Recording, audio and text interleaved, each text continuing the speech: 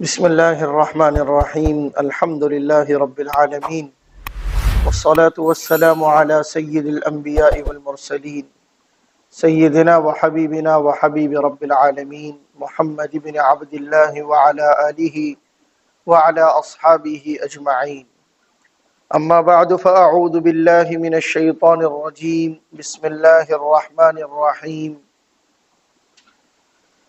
شهر رمضان الذي أنزل فيه القرآن هدى للناس وبينات من الهدى والفرقان صدق الله مولانا العظيم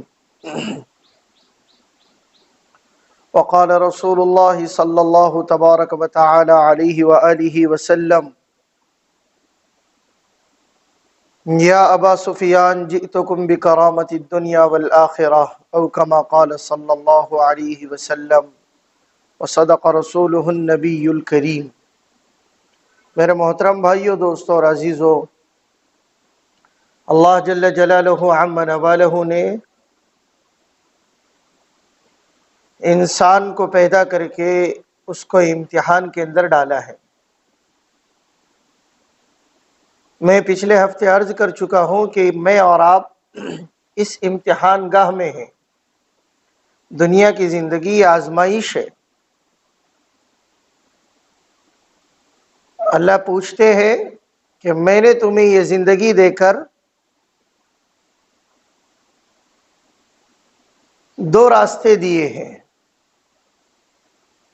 اب تمہارا اپنا کام یہ ہے کہ تم شکر گزاری کے راستے پر چلتے ہو یا ناشکری کے راستے پر چلتے ہو۔ وَهَدَيْنَاهُ النَّجْدَيْنِ، دو راستے ہیں، تم اپنے لیے کس راستے کا انتخاب کرتے ہو؟ سیدھا راستہ انتخاب کرتے ہو یا اس راستے کا انتخاب کرتے ہو جس راستے پر تمہارے اپنے ایمان اعمال کے سودے ہوتے ہیں، جس سے اللہ ناراض ہوتے ہیں؟ کفر کا راستہ، شرک کا راستہ۔ اور اللہ پاک نے ایمان کا جو راستہ ہے، اس سے پہلے بھی عرض کر چکا ہوں، علامہ اقبال رحمۃ اللہ علیہ کا شعر ہے کہ جب بھی میں لا الہ الا اللہ کہتا ہوں، چھو گویم مسلمانم کے بے لرزم۔ جب بھی میں یہ کہتا ہوں کہ میں کیا ہوں؟ مسلمان ہوں، چھو گویم مسلمانم کے بے لرزم، تو میرے پورے بدن میں کپ کپی طاری ہو جاتی ہے۔ کیوں؟ اس کا اگلے مصرعے کے اندر جواب دیا، کہنے لگے کہ دانم مشکلات لا الہ را، اس لیے کہ لا الہ الا اللہ کا راستہ مشکلوں والا ہے، کانٹوں بھرا ہے، آسان نہیں ہے۔ انسان کے نفس پر بوجھ پڑتا ہے، طبیعتوں میں بوجھ آتا ہے۔ انسان چاہتا ہے میں نیک بنوں، میں نمازیں ادا کروں، میں قرآن پڑھوں، میں نیکی کے کام کروں، نیک اعمال کروں، لیکن یہ سارے کام اس کے لیے مشقت والے ہیں، بوجھ والے ہیں۔ جب تک انسان کی طبیعت اس کے مطابق نہیں بنتی، اس وقت تک یہ سارے کے سارے کام کیسے ہیں؟ بوجھ ہے۔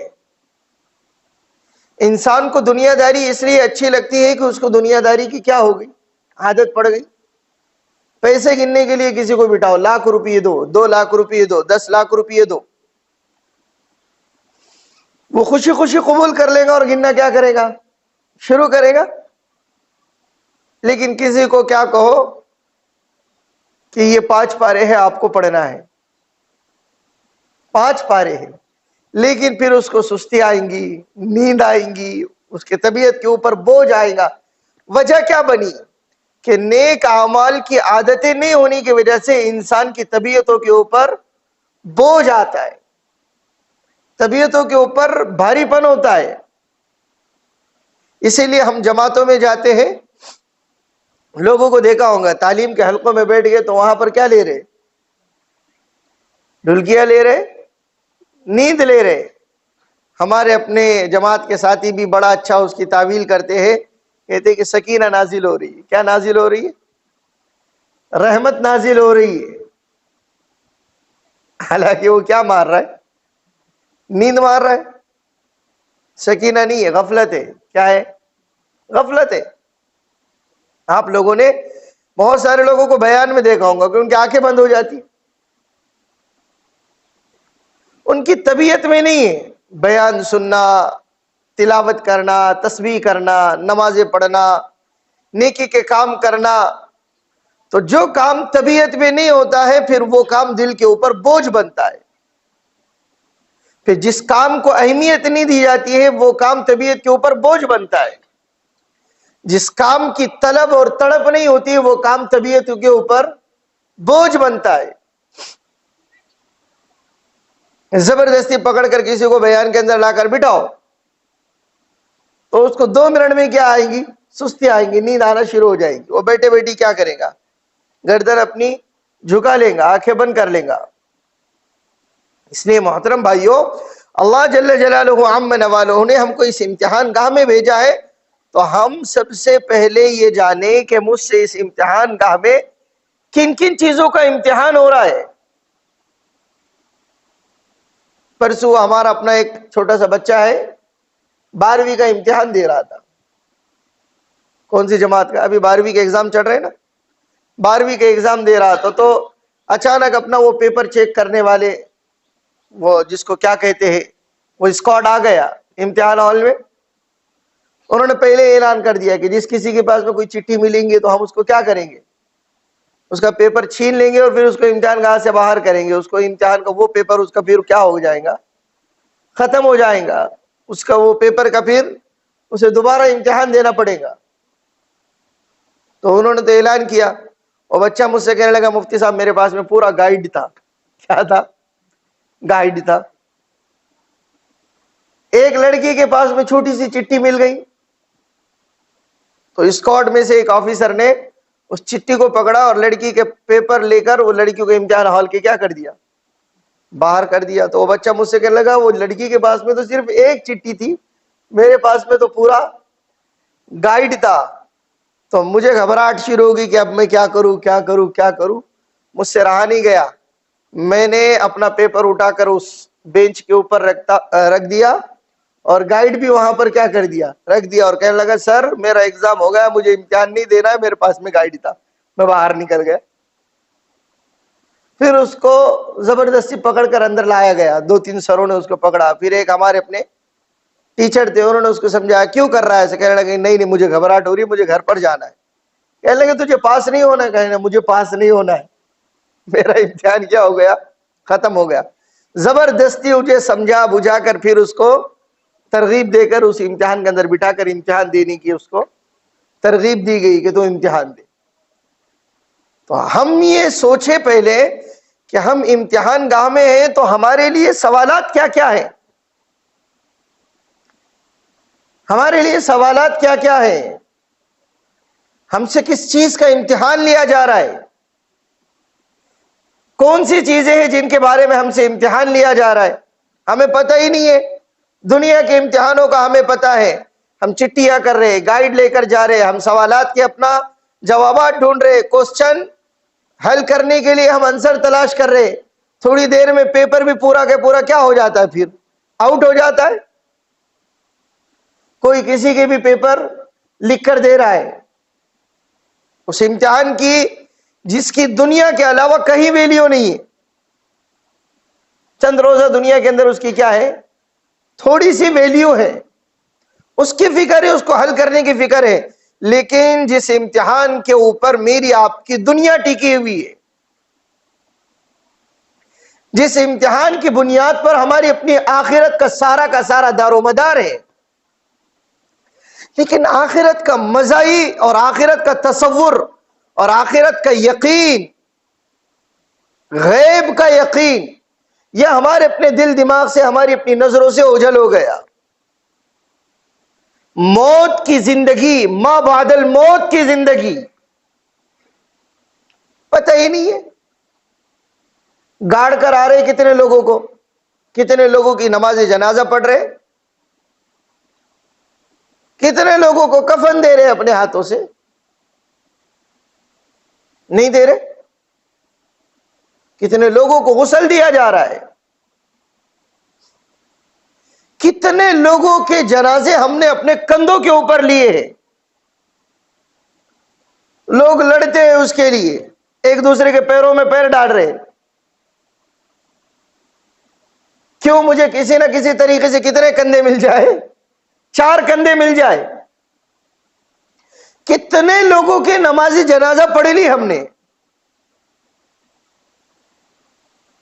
ہمیں پتہ بھی نہیں ہوگا. کسی سے اگر کہا جائے کہ تم گنو ذرا کہ تم نے اپنی زندگی کے اندر کتنی نماز جنازہ پڑھی، تو کتنے ایسے ہوں گے، بہت سارے ایسے ہوں گے جو کہیں گے کہ ہمیں پتہ نہیں ہے، اور واقعتاً نہیں ہے کہ ہم نے کتنے لوگوں کی نماز جنازہ پڑھی. ہمارے انہی ہاتھوں نے کتنے لوگوں کے قبر کے اوپر 3 مٹھی بھر کر مٹی ڈالی ہے.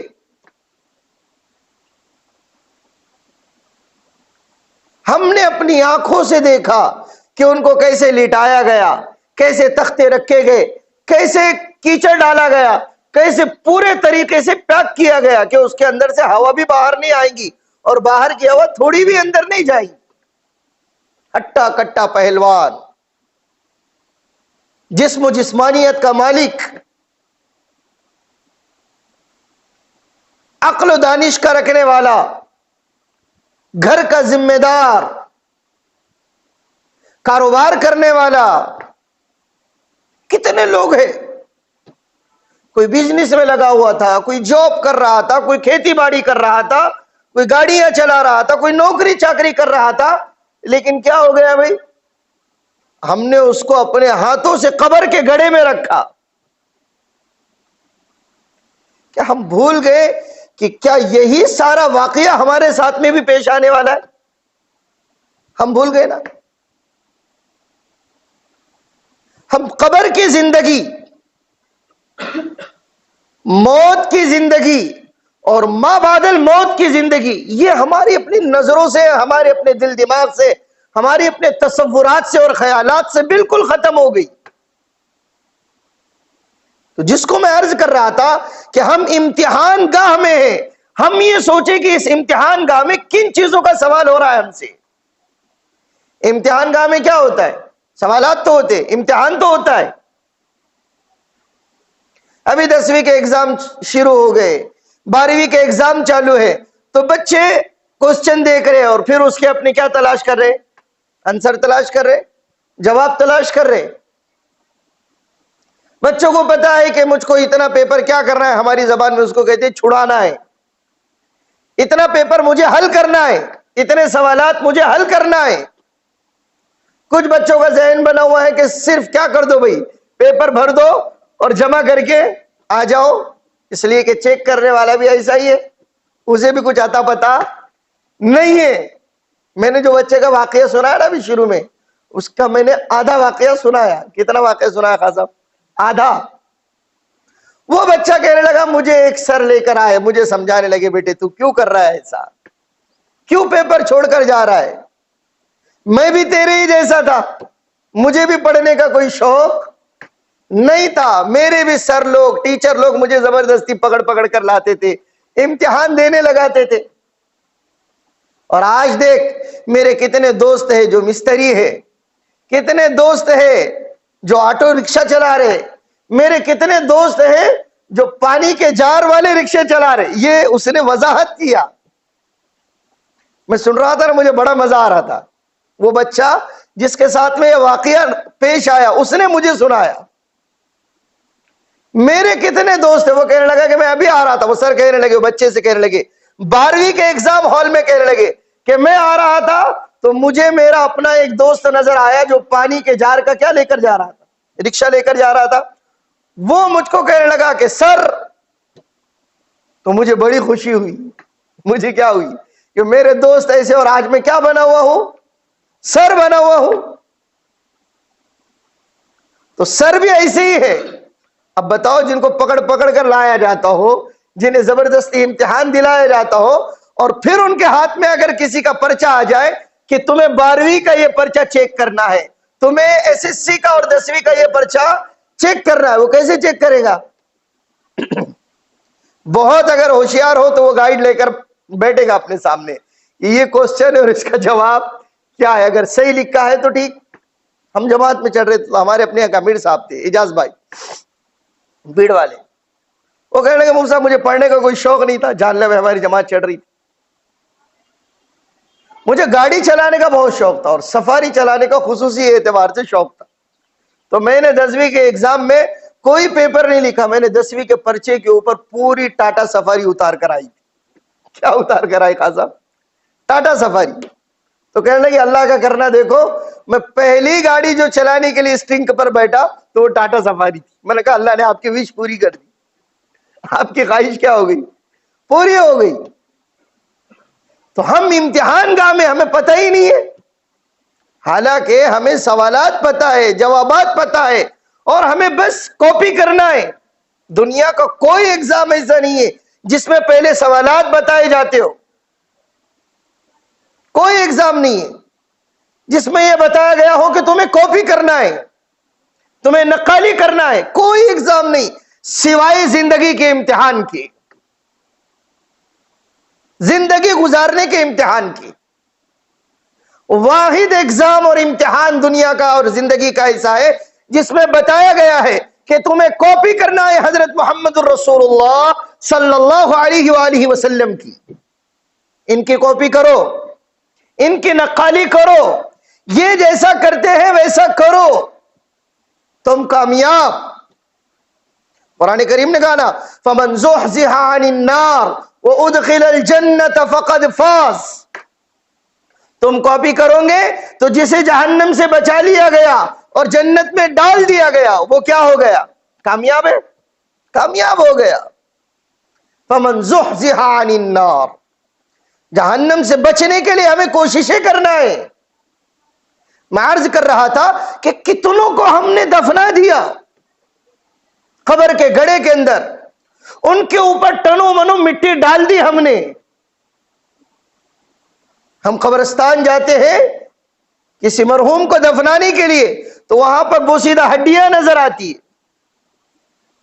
کبھی کھوپڑیاں نظر آتی ہے, کبھی سڑی ہوئی گلی ہوئی ہڈیاں نظر آ رہی. کیا ہم عبرت نہیں لیتے ان چیزوں سے؟ قرآن کریم کہتا فَاعْتَبِرُوا يَا أُولِي الْأَلْبَابِ, اے عقل مندو تم عبرت لو. دوسری جگہ ہے فَاعْتَبِرُوا يَا أُولِي الْأَبْصَارِ, اے کھلی آنکھوں سے دیکھنے والو عبرت لو. ہم عبرت نہیں لیتے, عبرت نہیں لیتے. تیسری جگہ ہے اَيْنَمَا تَكُونُوا يُدْرِككُمُ الْمَوْتُ وَلَوْ كُنْتُمْ فِي بُرُوجٍ مُشَيَّدَةٍ, تم جہاں کہیں رہو یہاں تک کہ تم اپنے آپ کو مضبوط قلعوں میں بند کر دو, موت آ کر دبوچیں گی تمہیں. ہم عبرت ہی نہیں لے رہے, ہمارے دل نرم نہیں پڑ رہے, ہمارے دل کی دنیا نہیں بدل پا رہی. ہم آخرت والے اعمال کی طرف, نیک اعمال کی طرف, اللہ کو راضی کرنے والے اعمال کی طرف ہماری اپنی طبیعتیں مائل ہی نہیں ہو رہی ہے. نماز کا عمل بوجھ بن گیا, تلاوت کا عمل بوجھ بن گیا, روزوں کا عمل بوجھ بن گیا, اعتکاف کا عمل بوجھ بن گیا. کیوں؟ طبیعتیں مائل نہیں ہے ادھر. میں نے شروع میں کہا نا جن چیزوں کی انسان کو عادت نہیں ہوتی وہ چیزیں طبیعتوں کے اوپر بھاری بنتی ہے, بوجھ بنتی ہے. مثال دی میں نے, کسی کو 1,00,000 روپیے دو, 2 لاکھ دو, 10 لاکھ دو تو وہ خوشی, حالانکہ وہ گننا پیسے بڑا مشکل ہے. 10 لاکھ گننا آسان ہے خان صاحب؟ ارے آسان ہے کیا؟ خان صاحب کو اس لیے پوچھو گنتے ہیں ماشاءاللہ. ہاں خان صاحب 10 لاکھ گننا کوئی آسان کام ہے؟ آج کل تو کیا آ گئی, مشینیں آ گئی. لیکن کسی کو دو, کسی چھوٹے بچے کو دو, بیٹے یہ گن کر دو, تو وہ خوشی خوشی سمیٹ لے گا. حالانکہ اسے پتا یہ میرے اپنے نہیں ہے, لیکن گننے کی مزوری وہ فری فنڈ میں کرے گا. آکے گننے کو تو مل رہے کم سے کم. کسی کے خواب میں آ جائے 10 لاکھ تو اس کے خوشی کا تو ٹھکانہ نہیں نیند سے بیدار ہونے کے بعد میں کہ میں نے آج کیا دیکھا ہے, 10 لاکھ دیکھا ہے خواب میں. لیکن کسی سے کہو کہ یہ 5 پاروں کا ایک حصہ ہے, آپ اس کو تلاوت کیجئے, تو پاؤں پارا ہونے سے پہلے وہ رکھیں گا اور مسجد کے پنکھے کے نیچے کیا ہو جائے گا, سو جائیں گا. وہ کہہ لگے نہیں نہیں بھائی طبیعت کے اوپر کیا آ گیا, اب بوجھ آ گیا. اور میں نے شروع میں کہا ہمارے جماعت کے ساتھی اس کو کیا کہتے کہ سکینہ نازل ہو گئی. سکینہ نہیں ہے, غفلت ہے. طبیعت کے اوپر کیا ہو گیا بھائی, بوجھ آ گیا. طبیعت مائل نہیں ہے۔ رمضان کا مہینہ آ رہا ہے بھائیوں، شب برات کا موقع آ رہا ہے، ہم ہماری اپنی طبیعتوں کو نیک اعمال کے عادی بنائیں۔ عین رمضان کے موقع پر، عین شب برات کے موقع پر ہم 2 رکعت صلاۃ التسبیح کی نیت باندھتے ہیں، اور پتہ چلتا ہے کہ 3 رکعت ہوئی کہ 2 رکعت ہوئی کہ 4 رکعت ہوئی۔ پھر پریشان ہو کر پوچھتے ہیں مفتی صاحب وہ 15 مرتبہ تسبیح پڑھنا تھی، اگر کسی نے 20 مرتبہ پڑھ لیا تو کیا ہوگا؟ کسی نے 12 مرتبہ پڑھ لیا تو کیا ہوگا؟ وہ میرے تو خیال میں ہی نہیں رہا۔ وجہ یہ بنی کہ طبیعت کے اوپر وہ چیز کیا بنی ہے؟ بوجھ بنی ہے۔ نیکیاں کرنے سے، نیک اعمال کرنے سے نیک اعمال کی عادتیں ہوتی ہے۔ ہم کسی چیز کو اچانک اگر کرنے کے لیے جائیں گے تو پھر وہ چیزیں طبیعتوں کے اوپر بھاری ہونے کی وجہ سے ہم ان چیزوں کو نہیں کر سکیں گی۔ اسی لیے اللہ کے نبی صلی اللہ علیہ وسلم رجب کے مہینے میں روزے رکھا کرتے، شعبان کے مہینے میں روزے رکھا کرتے، جس کی وجہ سے رمضان کے مہینے تو مہمان کے طور پر قبول کیا کرتے تھے پیارے آقا مولا۔ مہمان کے طور پر کہ کون آ رہا ہے؟ مہمان آ رہے، اللہ کا مہینہ آ رہا ہے۔ لیکن اب تو کیا رجب اور کیا شعبان اور کیا رمضان اور کیا بقرعید، اب سارے دن ہمارے لیے کیا ہو گئے؟ برابر ہو گئے۔ ہمارے اندر اگر اتساہ، سمجھتا ہے جملہ، شوق، جذبہ اگر کسی چیزوں کا ہے تو وہ ہے دیوالی کا۔ کس کا ہے؟ میں حقیقی بات کہہ رہا ہوں، مسلمانوں میں کہہ رہا ہوں، ایمان والوں میں کہہ رہا ہوں۔ ہمارے اندر اگر کسی چیز کا اتساہ ہے، آنے کا کسی چیز کا انتظار ہے، شوق اور جذبات ہے، تو اب مسلمانوں کو دیوالی چاہیے۔ کیا چاہیے؟ رمضان کا پہلے جیسا گھروں کو صاف سوف کیا جا رہا، گھروں کو رنگ روغن کیا جا رہا، گھروں میں مصلے دھوئے جا رہے اور کپڑے دھوئے جا رہے، اور شطرنجیاں اور بڑی بڑی بلینکٹ وغیرہ اپنا کیا کیے جا رہی، عبادتوں کے لیے اس کو کیا دیا جا رہا ہے؟ پاک صاف کیا جا رہا۔ اب یہ منظر کیا ہو گیا؟ ختم ہو گیا۔ اب مسلمانوں کو جذبات ہے تو اس کو چاہیے دسہرا، ہولی، دیوالی، یا پھر کوئی اپنی جینتی، چاہے وہ ٹیپو سلطان کی ہی کیوں نہ ہو رحمت اللہ علیہ، جینتی ہونا اس کے جذبات میں ہے۔ اب عید بھی پھیکی پڑ گئی، عید کا شرخرما بھی کیا ہو گیا؟ پھیکا ہو گیا، پہلے کی طرح میٹھا نہیں رہا۔ بقرعید کا حال تو آپ کو پتا ہے، پچھلے سال کیا ہوا تھا گیورائی میں؟ کوئی لگا عید کے جیسا؟ ارے بولو نا، لگا عید کی طرح لگا ہم کو؟ کچھ بھی نہیں ہے۔ مسلمان اب ایزی بنا رہا ہے ساری چیزوں کو، جذبات ختم ہو گئے، نیک اعمال کا شوق ذوق ختم ہو گیا۔ ورنہ پہلے لوگ اہتمام کرتے تھے، صحابہ اہتمام کیا کرتے تھے، اللہ کے نبی صلی اللہ علیہ وسلم اہتمام کیا کرتے تھے۔ اللہ کے نبی نے شوق دلانے کے لیے کہا رجب شہر امتی۔ رجب کس کا مہینہ؟ میرا، آپ کا، اللہ کے نبی کی امت کا مہینہ۔ پتہ چلا رجب کدھر گیا آیا؟ ارے بولو نا، پتہ چلا؟ وہ اللہ ان کو ہدایت دے، ہمارے اپنے بریلوی مکتب فکر کے لوگوں کو وہ رجب کے مہینے میں شب معراج مناتے۔ کیا مناتے ہیں؟ شب معراج۔ تو ان کو پتہ چلتا ہے کہ رجب کے مہینہ ہے، ہمارے پاس میں تو کچھ بھی نہیں ہے کرنے کے لیے بہانہ۔ اللہ کے نبی نے فرمایا تھا رجب میری امت کا مہینہ۔ پھر اور زیادہ جذبات کو بڑھانے کے لیے کہا تھا، شوق دلانے کے لیے، شعبان شہری، جس مہینے سے گزر رہے، شعبان المعظم، یہ میرا مہینہ، اللہ کے نبی نے اپنی طرف نسبت کی اس کی۔ اور 2 مہینوں میں جذبات کو بڑھایا، شوق دلایا، اور خوب ترغیب دی، اور خوب نیک اعمال کیے، اور پھر فرمایا وَرَمَضَانُ شَهْرُ اللَّهِ، رمضان اللہ کا مہینہ ہے۔ لیکن رمضان کا مہینہ آ رہا، کسی کو بولو تو وہ ایک دم ہاں یار بولے رمضان آ رہے، آپ یہ اس کے اپنا اس کے ہاؤ بھاؤ بتا دیتے، چہرے کے، اس کے چہرے کی جھریاں بتا دیتی کہ یہ رمضان کے آنے سے خوش نہیں ہے۔